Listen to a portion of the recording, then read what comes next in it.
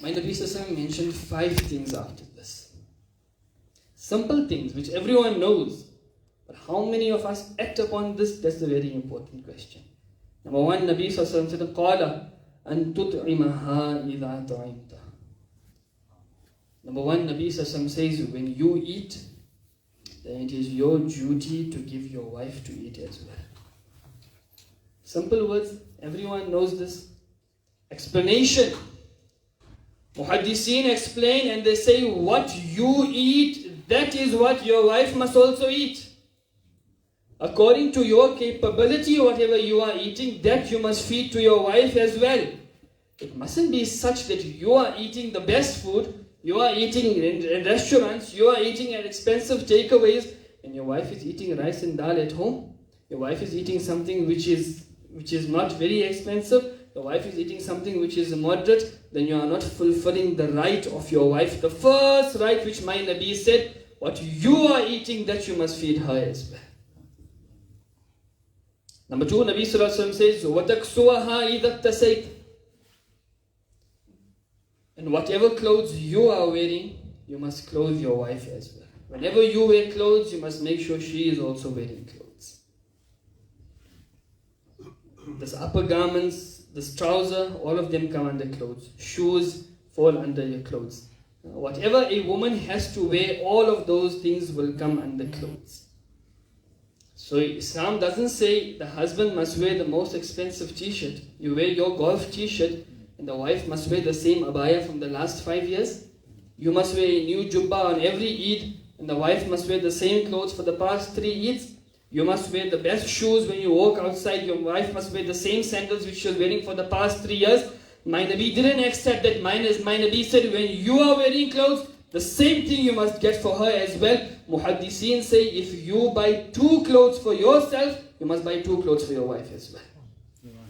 That's how much you must pay adab and respect to the rights of your wife.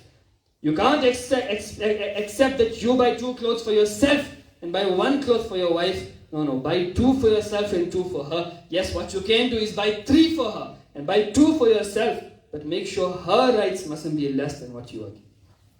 Number 3, Nabi Sallallahu Alaihi Wasallam says, Allah, وَلَا تَضْرِبِ الْوَجْهَ. My Nabi said, do not ever hit the face of your wife. Don't ever hit the face of your wife. You must keep in mind, masla I am going to mention to you, a law. Nobody must take the masala in the wrong sense. Very clearly I am going to explain to you. 4 situations ulama ikram muhaddiseen has explained where the husband has the ability to hit the wife. 4 conditions. Munasab is not teaching violence. Munasab is teaching how to do tarbiyat of your wife and how to do tarbiyat of your children as well. 4 situations where a husband is permitted to hit his wife. I'm going to explain. Number 1, if the wife doesn't dress for the husband. She doesn't neaten herself up. She doesn't make herself look neat for her husband. Number 2, if the wife is not punctual on her obligatory actions. Number 3, if the wife leaves the house without the husband's permission. And there is also a 4th condition, but I don't want to mention that condition now. We are in the masjid. We'll mention it some other time, inshallah. But these 3 conditions are very important. Number 1, if a wife doesn't dress up for her husband, if she leaves the house without ijazat, these 2 everyone will remember. Everyone will keep in their minds. But the other condition which Islam kept, if your wife is not acting upon the teachings of Allah and His beloved Rasul sallallahu alayhi wasallam, then there is authority from Islam that you can show her. You can hit her to an extent, and even then Islam says you can't hit her like an animal. There the hitting, Islam says it must be on a shoulder, and that to just 1 touch, just to give her a warning that listen, I am here. Don't think you are very free. Understand? So that Islam says if you have to go to that extent, you can go, but even in that my Nabi says do not touch her face at all. In any situation you can't touch her face. Now I ask you, if all of us are going to remember leaving the house without permission and not dressing up for the husband, what about the faraid and compulsory things? Your wife doesn't perform Fajr Salah and you are also sleeping, your wife is also sleeping. Did you ever show any aggression towards your wife that today you didn't perform Fajr Salah? Your wife didn't keep Ramzan Roza. Did you ever shout her today you didn't keep your Ramzan Roza? Your wife didn't pay her zakat. Did you ever tell her you want to go on holiday but you didn't pay your zakat? No, Manasa, I don't want to be very strict. I said this is not strict. This is the hukum which Sharia gave to you. That if you want to fulfill the rights of your wife, one of the rights is that you must also make sure she is acting upon the teachings of Allah and His beloved Rasul sallallahu alayhi wa sallam. Because Allah Ta'ala has said, Ya ayyuhalladhina amanu, ku anfusakum wa ahlikum nara. Oh, you who believe, save yourselves first, then save your family also from the fire of Jahannam. Not only save yourself. So on everything people will remember, Munasab, my wife doesn't obey me, my wife has this problem, my wife doesn't dress up for me, my wife will leave the house without ijazat. And your wife performs salah? No, Munasab, she has to go to work early in the morning, so I let her sleep. Does your wife pay her zakat? No, Munasab, no, she has lots of other expenses, she doesn't have to pay zakat. I said, for the things which are necessary upon your wife, there you are being lenient. And for those things which are not according to your nature, then you want to show aggression. I said, this is not the teachings of Allah and His beloved Rasul sallallahu alayhi wa sallam. Number 4, Nabi sallallahu alayhi wa sallam mentioned, وَلَا تُقَبِّحْ Allah. This word tuqabbih has 2 meanings. Number 1, do not sway your wife. Do not sway your wife. Why? There will come a time that whilst you are swearing your wife, one day, she will also get in the habit of swearing. And she will also start swearing you. When she swears you, you swear her, and there will be lots of problems. That's one meaning of wala tuqabbih. The second meaning, Nabi Sallallahu mentioned, is do not make her, or do not get her involved in any evil activity. That is the right upon the husband. He must make sure that she does not get involved in any bad action, in any evil activity. When a time comes for marriage, every person says, Munasir, I want a wife who is obedient, a wife who acts upon the teachings of Allah and His beloved Rasul sallallahu alayhi wa sallam. And the person gets married, 2-3 years into the marriage, you will see that woman who once upon a time was a very good lady, after getting married, all the evil habits are in her. Why? Where did she pick up those habits from? It's from the husband. This is what my Nabi says, وَلَا تُقَبِّحْ.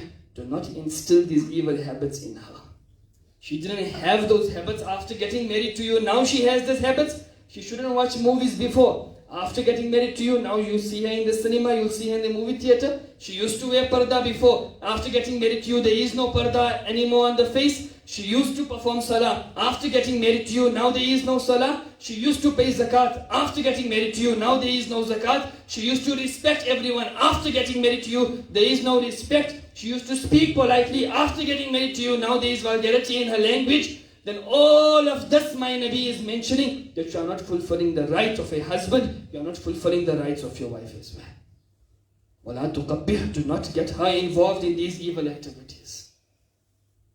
And number 5, Nabi sallallahu alayhi wa sallam mentioned, وَلَا تَهْجُرْ إِلَّا فِي الْبَيْتِ.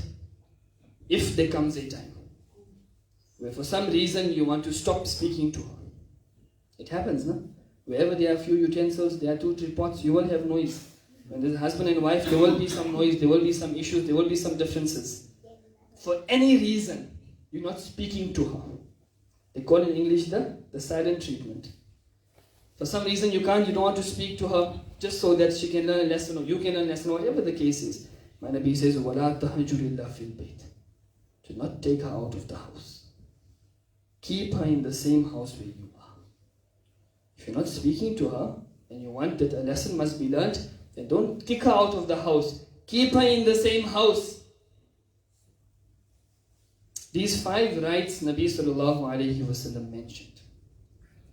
Another hadith, then Nabi sallallahu alayhi wa sallam mentioned that how important it is for every person to take care of all of these rights.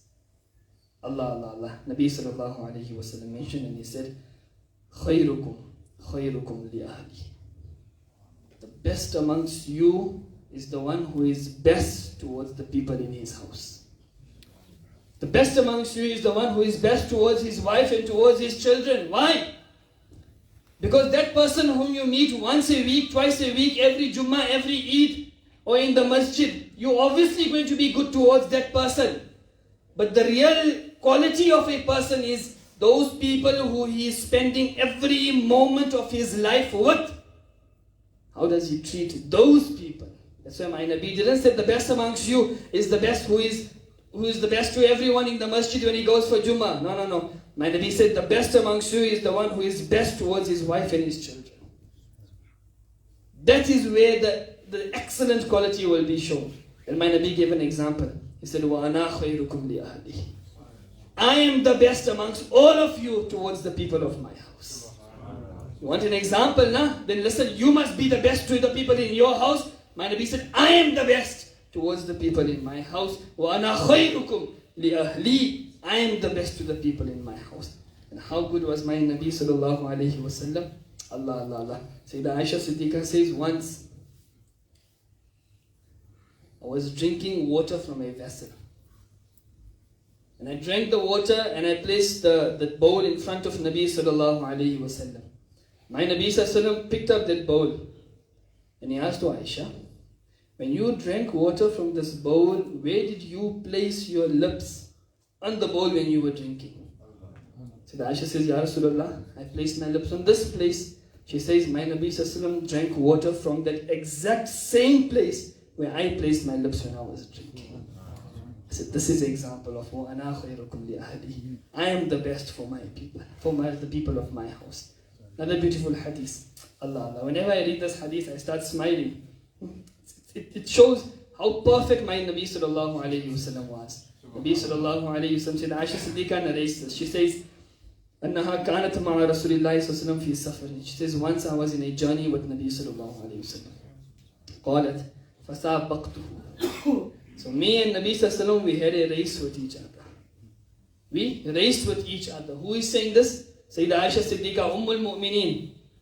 She said, once I was with Nabi sallallahu alayhi wa sallam in a journey and we raced with each other. فَسَبَقْتُهُ عَلَى رِجْلَيْهِ. So whilst running, I went in front of Nabi sallallahu alayhi wa sallam and I won the race. Muhaddiseen say, Nabi sallallahu alayhi wa sallam deliberately let Sayyidah Aisha Siddiqa win the race at that time. When koi huzur se aage nikal jaye, how can someone go in front of my Nabi? My Nabi deliberately let her win the race. Sayyidah Aisha Siddiqa became happy. Then she says, فَلَمَّا حَمَلْتُ اللَّحْمَ. After some time, I gained some weight. That was in the beginning, nah? After some time, I gained some weight. She says, سَابَقْتُهُ. Again, we had a race with Nabi sallallahu alayhi wa sallam. فَسَبَقَنِي. This time, Nabi sallallahu alayhi wa sallam won the race. Once I won, when I gained weight, my Nabi won. قال, and then my Nabi sallallahu alayhi wa sallam said, هَذِهِ بِتِلْكَ السَّبَقَةِ. Oh Aisha, the first time you won me, nah? This is in exchange of that first race. You won me once, now I won, ab hisab barabar, now we are equal. Muhaddiseen say, when this is the character of the husband towards the wife, then Muhaddiseen quoted these words, they said, the house becomes Jannat. What the house becomes? Jannat. If someone treats his wife with so much adab, so much respect, so much love, then by Allah that house becomes Jannat. Once someone came to Sayyidina Umar Farooq radiyallahu ta'ala anhu, Allah, complaining about his wife. And he came, when he reached the door of the house of Sayyidina Umar Farooq, he heard that the wife of Sayyidina Umar Farooq was shouting from inside. And she was screaming at Sayyidina Umar Farooq radiyallahu ta'ala anhu. This person stood for a while, then he said, मैं जिस मसले में लेकर आया था यहाँ पे, हुजूर खुद उस मसले में है. I came with the issue that I want to complain about my wife, and here Sayyidina Umar Farooq's wife is shouting him. So he left. After some time, Sayyidina Umar Farooq met that person and said, you came to my house and you left, what's the reason? He said, Hazrat, I came to complain about my wife. When I reached your house, I found that your wife was shouting you.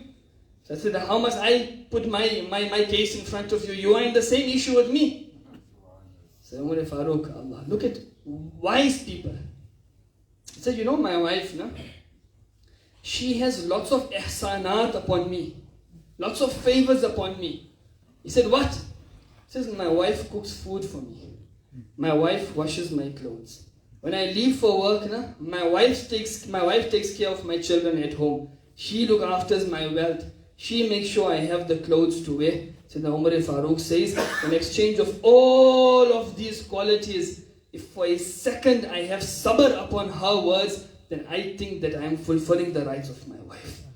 That person said, Hazrat, all of these qualities my wife also has for me. She does the same things for me. She also cooks food. She also gives my clothes. She also looks after the house.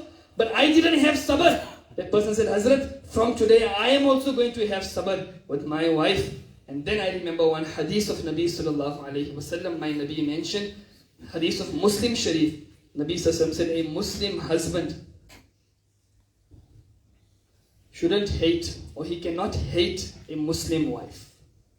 And Nabi put the condition of Muslim. A Muslim husband cannot hate his Muslim wife. Why? My Nabi sallallahu alayhi wasallam says, if he doesn't like one quality, he'll like another quality of hers. He doesn't like one quality, the second quality he'll like. It's not necessary that you have to like all the qualities in the wife. And in the explanation, Muhaddiseen mention, Allama Mullah Ali Qari mentions this. He says, if there's any person who goes looking for a perfect wife, who has no faults, Mullah Ali Qari mentions this in Milqatul Mafati. He says, anyone goes to look for a perfect wife, he says, by Allah, your entire life you will remain single. Then he says, listen, the person who is perfect is Muhammadur Rasulullah sallallahu alayhi wasallam. He says, your wives are all creations of Allah subhanahu wa ta'ala. They can have 100 faults.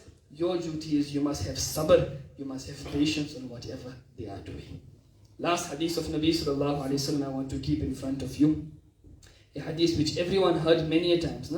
Many of us heard this hadith, but I feel it must be mentioned. Nabi sallallahu mentions, Innal mar'ata khuliqat min dila'in. Indeed, a woman has been created from a rib. Lan tastaqima laka ala tariqati. Nabi sallallahu says, you can never, the summary I'm giving to you, you can never make her straight in any way. She has been created from a rib, you can never make her straight in any way. فَإِنِ اسْتَمْتَعْتَ بِهَا اسْتَمْتَعْتَ بِهَا وَبِهَا عِوَجٌ. My Nabi says, you want to gain benefit from your wife? She gives you good food, she gives you clothes, she looks after you, she does everything. My Nabi says, take all of these benefits while she has this crookedness in her. Don't say first I want to make her straight, then she must do everything for me. My Nabi says, take all the benefits from her. But while she has this crookedness, وَإِن ذَهَبْتَ تُقِيمُهَا, my Nabi says, if you go and try to make her straight, كَسَرْتَهَا, you're going to break her. وَكَسْرُهَا طَلَاقُهَا. Then my Nabi said, in this breaking, it is talaq. That one day it will come that you will have to leave her. On everything, if you want to, shout her, slander her, irritate her on everything, don't do this, don't do that, don't do this, don't do that. My Nabi says, you're going to try and do that. She is naturally crooked. You will never make her straight. What's going to happen is, the house is going to break, both of you will be separated. Once there was a very great philosopher, Abu Ali Sina. In the olden times, many of you must have heard, you heard the name of Einstein, you heard the name of Newton. So let's say in the olden times, the Newton of that time, his name was Abu Ali Sina. He once heard about a very great wali of Allah subhanahu wa ta'ala, Allama Abul Hasan Khirkani. It is a very great wali of Allah subhanahu wa ta'ala. So this philosopher, Abu Ali Sina, said, let me go and make ziyarat of Hazrat. So he went to Hazrat's house, he knocked on the door. I came to see Allama Sheikh Khirkani. The woman answered from inside, which sheikh are you talking about? You call that person a sheikh? Said, he is no sheikh. Yes, you're asking me where sheikh is. I don't know of any sheikh. My husband is gone in the jungle.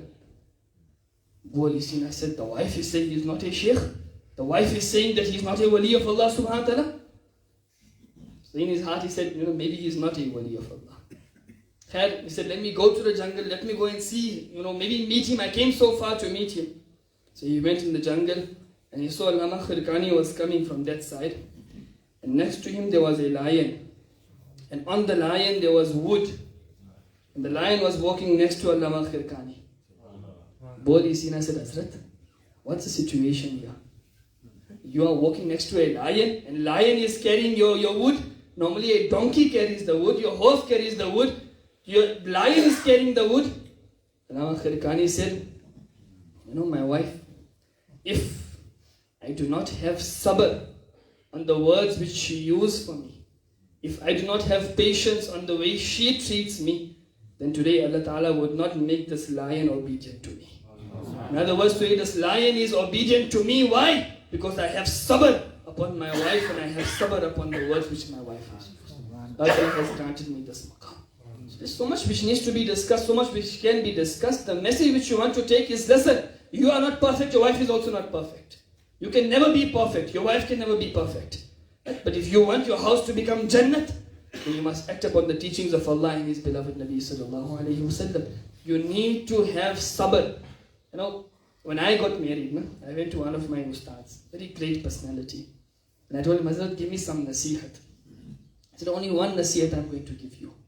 That is sabr. He said, your entire life, there's only one thing you must do, and that is sabr. Nothing else you must do. He said, just this one thing you do, by Allah, you will be happy, your wife will also be happy. And that's what you have to practice. The more sabr you have, the more successful your marriage will become.